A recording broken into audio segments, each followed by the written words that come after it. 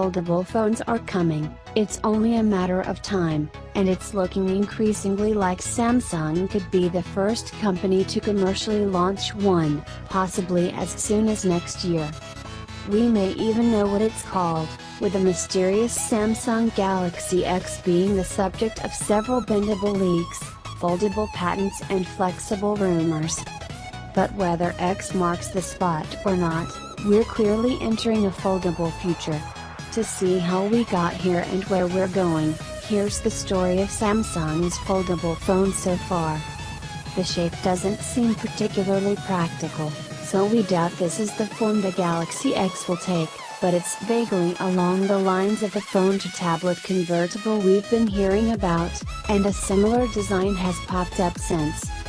That gels with a tweet from tipster at MMDDJ_China, who claims the Galaxy X will land in Q3 of 2017. Though elsewhere we're hearing that Samsung may only have a prototype ready by then, and supply chain sources speaking to DigiTimes are even less optimistic, saying that a small production of foldable handsets will be made in the fourth quarter of the year.